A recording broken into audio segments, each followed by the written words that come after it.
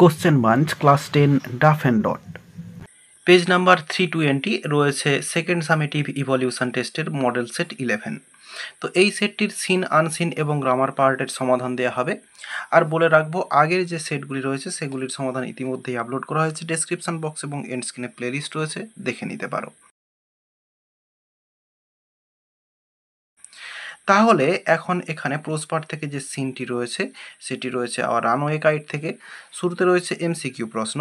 In winter the narrator and Claude use to quarrel with dash, অ্যান্সারটা হচ্ছে mainland children.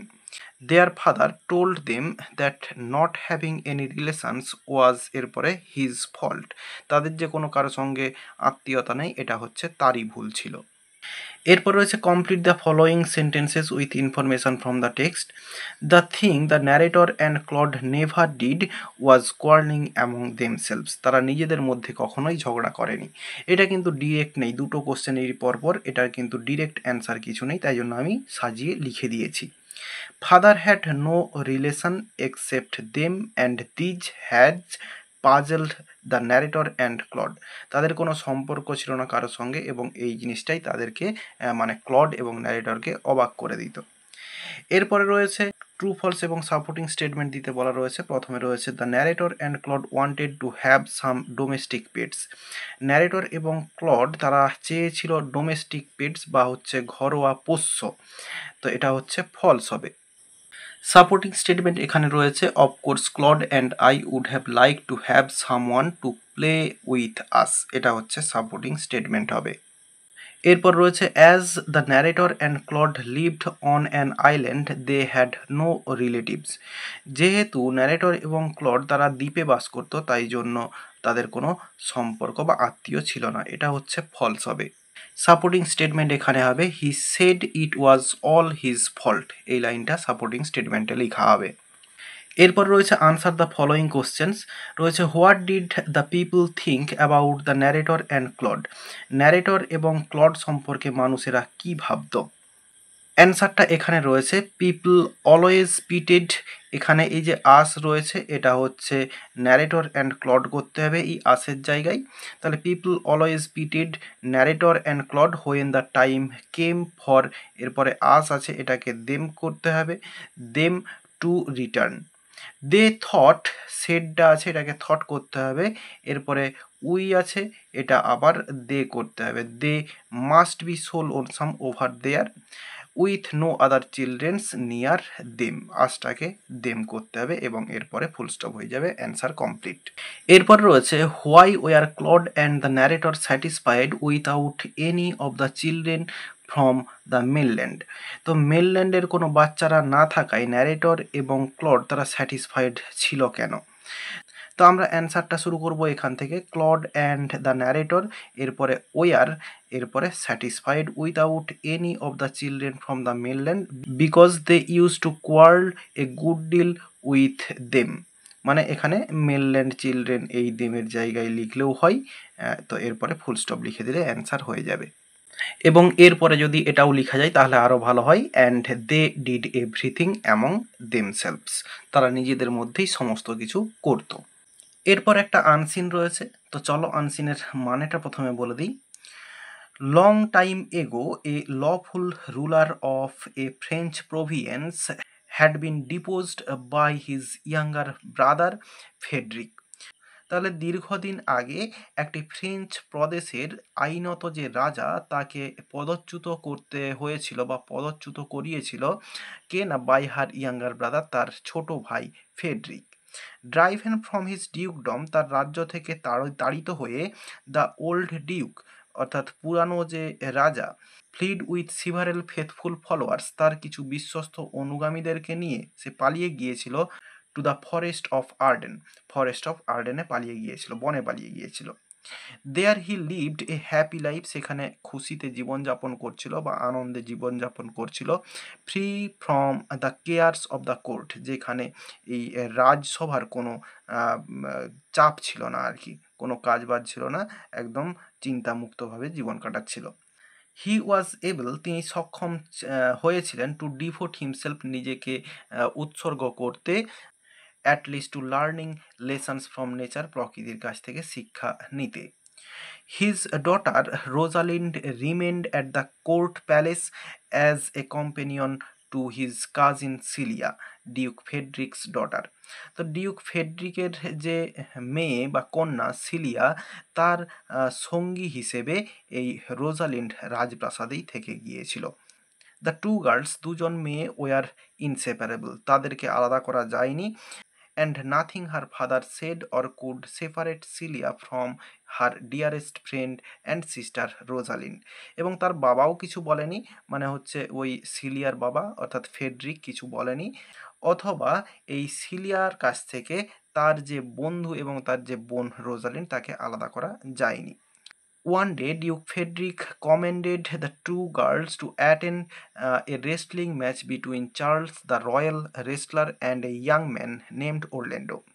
একদিন রাজা Friedrich দুটি মেয়েকে নির্দেশ দিয়েছিলেন একটা রেসলিং ম্যাচ দেখার জন্য, যেটা হয়েছিল চার্লস দ্য রয়্যাল রেসলার, যে হচ্ছে রাজার wrestler, and a young man, এবং একজন যুবক নেমড ওরল্যান্ডো, যার নাম হচ্ছে ওরল্যান্ডো। অর্থাৎ চার্লস এবং ওরল্যান্ডোর মধ্যে যে রেসলিং ম্যাচ সেটা দেখার জন্য এদের দুজনকে ডেকেছিল। Orlando was the son of sir রাউল্যান্ড de Boys. Orlando ছিল হচ্ছে স্যার রাউল্যান্ড ডি বয়েজের ছেলে, হু in his life time had been one of the banished Duke's most loyal supporters. যে ছিল ওই যে নির্বাসিত রাজা, যে বনে চলে গিয়েছে, সেই রাজার একজন বিশ্বস্ত একজন অনুগামী ছিল আর কি। হোয়েন স্যার রাউল্যান্ড ডায়েড, যখন রাউল্যান্ড মারা গিয়েছিলেন, হি ওয়ান্টেড, তিনি চেয়েছিলেন, দ্যাট যে হিজ এল্ডেস্ট সন, তার বড় ছেলে Oliver, should look after his younger brother's education, তার ছোট ভাইয়ের যে পড়াশোনা তার দায়িত্ব নেবে। But Oliver had neglected this task, তো অলিভার এই কাজটা অস্বীকার করে বা এই কাজটা করে না। The movement Rosalind saw Orlando, যখনই রোজালিন্ড ওরল্যান্ডোকে দেখেছিল, she fell in love with him, সে তার প্রেমে পড়ে গিয়েছিল, অ্যান্ড হি উইথ হার, এবং ওই ওরল্যান্ডো হচ্ছে এর রোজালিন্ডের প্রেমে পড়ে গিয়েছিল। She tried to dissuade him from an unequal contest with Charles, so powerful a wrestler। তো চার্লস একজন খুব পাওয়ারফুল রেসলার ছিল, কুস্তিগির ছিল, এবং এর কাছ থেকে এই যে ওরল্যান্ডো একে হচ্ছে দূরে রাখতে চেয়েছিল, অর্থাৎ কুস্তি যাতে না করে এর জন্য বলেছিল, কারণ এটা হচ্ছিল একটা আনইকুয়াল কন্টেস্ট, অর্থাৎ অসম প্রতিযোগিতা হয়ে যাচ্ছিল। But the more she pleaded, কিন্তু যতই সে অনুরোধ করতে লাগলো, the more determined Orlando became, ততই সে দৃঢ় প্রতিজ্ঞ হয়ে গেল ওরল্যান্ডো। অ্যান্ড আলটিমেটলি, এবং অবশেষে, ডিফিটেড হিজ অ্যান্টিগনিস্ট, এবং তার যে বিরোধী তাকে হচ্ছে সে পরাজিত করেছিল। And was rewarded for his powers, এবং তার এই শক্তির জন্য তাকে পুরস্কৃত করা হয়েছিল with a chain from Rosalind's own neck, যেটা হচ্ছে রোজালিন্ডের নিজের গলা থেকে পরিয়ে দেওয়া হয়েছিল। শুরুতে রয়েছে এমসিকিউ প্রশ্ন, the banished duke lived a care free life, এরপরে in the forest of Arden.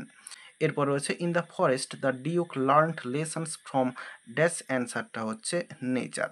Sir Rowland's eldest son was Oliver. এরপরে ট্রু ফলস এবং সাপোর্টিং স্টেটমেন্ট দিতে বলা রয়েছে। Rosalind was the banished duke's daughter, এটা হচ্ছে ট্রু হবে। এবং সাপোর্টিং স্টেটমেন্ট এইখানে রয়েছে, দেখো, his daughter Rosalind রিমেন্ড at the court palace as a companion, যা আছে লেখা হয়ে যাবে এই ডটার পর্যন্ত। এরপর রয়েছে Charles defeated Orlando in the wrestling, এটা হচ্ছে ফলস হবে। তো চার্লস ওরল্যান্ডোকে পরাজিত করেছিল রেসলিংয়ে, এটা হচ্ছে ফলস হবে। এবং সাপোর্টিং স্টেটমেন্ট এইখানটাতে রয়েছে এই যে, অ্যান্ড আলটিমেটলি ডিফিটেড হিজ অ্যান্টিগনিস্ট, যা আছে লেখা হবে। তো এই বাট থেকে লিখলে লেখা হবে পুরো সেন্টেন্সটা। এরপরে রয়েছে Celia fell in love with Orlando, এটাও ফলস হবে। সিলিয়া ওরল্যান্ডোর প্রেমে পড়েনি, পড়েছিল রোজালিন্ড। এবং সাপোর্টিং স্টেটমেন্টটা, the movement Rosalind saw Orlando she fell in love with him and he with her, এই লাইনটা হচ্ছে সাপোর্টিং স্টেটমেন্ট। এরপর রয়েছে answer the following question, what did duke Frederick order the two girls. Duke Frederick অর্থাৎ রাজা Friedrich দুটি মেয়েকে কি অর্ডার করেছিল? অ্যান্সারটা এইখানটাতে রয়েছে ওয়ান ডে ডিউক ফেডরিক, এরপরে কমেন্ডেড, এটাকেই অর্ডার করা হয়েছে ওখানে, তো এখানে অর্ডার করে দিতে হবে বা কমেন্ট থাকলেও অসুবিধা নেই। The two girls to attend a wrestling match between Charles the royal wrestler and a young man named Orlando. এতটা পর্যন্ত লিখে দিলে অ্যান্সার কমপ্লিট। এরপরে রয়েছে সেকশন বিতে গ্রামার অ্যান্ড ভোকাবুলারি। শুরুতে রয়েছে article preposition, and there was Claude standing with a bit of cord in his hand looking foolish, our kite had sailed away over the mainland. এটা our runaway kite থেকেই রয়েছে। এরপরে রয়েছে phrasal verb. প্রথমে রয়েছে the dog was knocked down by the car. তো নকডাউনের জন্য রান ওভার হয়, তো এটা প্যাসিভ ভয়েসে, এটা থার্ড ফর্মেই রয়েছে, তো এটা হচ্ছে রান ওভারই অ্যান্সার হবে।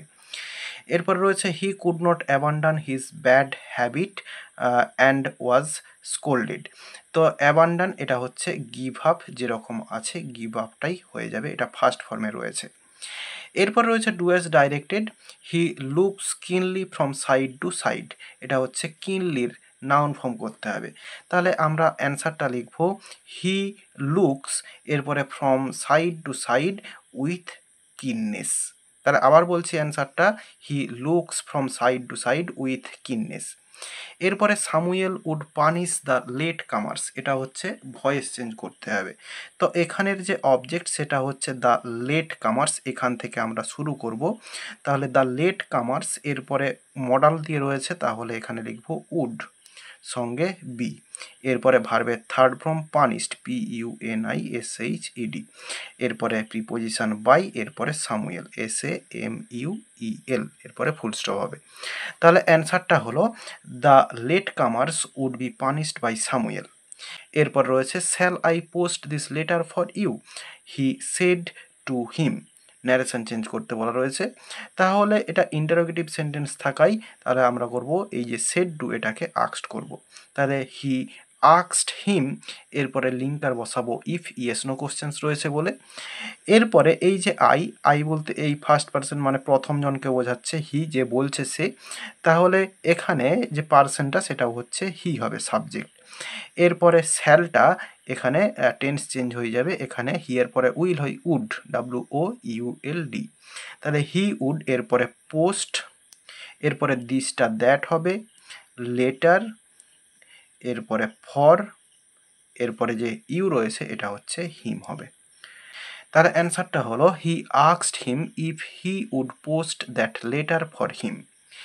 I have an unpleasant task, I must perform it, এটা হচ্ছে ইনফিনিটিভ দিয়ে যোগ করতে হবে। তাহলে আমাদের অ্যান্সারটা ফার্স্ট সেন্টেন্স যেমন আছে লিখবো I have an unpleasant task, এরপরে আই মাস্ট লিখবো না, এর জায়গায় টু লিখে দেবো, টু পারফর্ম, ইটটা না লিখলেও হয়। তাহলে অ্যান্সারটা হলো I have an unpleasant task to perform. এরপর রয়েছে mister Bose is one of the richest main in the city, এটা হচ্ছে পজিটিভ ডিগ্রি করতে দেওয়া রয়েছে। রয়েছে সুপারলেটিভ ডিগ্রিতে, সুপারলেটিভ ফর্মের আগে রয়েছে ওয়ান অফ দ্য, তাহলে এখানে ভেরি ফিউ দিয়ে শুরু হবে, ভেরি ফিউ, ভেরি ফিউ। এরপরে এই মেন থেকে যেটা আছে হয়ে যাবে men in the city, in the city. তাহলে very few men in the city, এরপরে ভার্ব আর বসবে, এরপরে অ্যাজ বা সো, এরপরে রিচ RICH, এরপরে আবার অ্যাজ, এরপরে মিস্টার বোস, মিস্টার বোস। তাহলে অ্যান্সারটা হলো very few men in the city are as বা so rich as mister Bose. আর এরই সঙ্গে সঙ্গে এই পেজটি সিন আনসিন এবং গ্রামার পার্টের সমাধান দেওয়া হয়ে গেল। আশা করি বোঝাতে পারলাম। ভিডিওটি ভালো লেগে থাকলে একটি লাইক করো এবং বন্ধুদের মধ্যে শেয়ার করো, এবং আমার এই চ্যানেলে নতুন হলে চ্যানেলটি সাবস্ক্রাইব করে পাশে থাকা বেল আইকনটি প্রেস করো পরের ভিডিওগুলি সবার আগে পাওয়ার জন্য। এই ভিডিওতে এতটাই, দেখাবে নেক্সট ভিডিওতে। ভালো থাকো সবাই, ধন্যবাদ।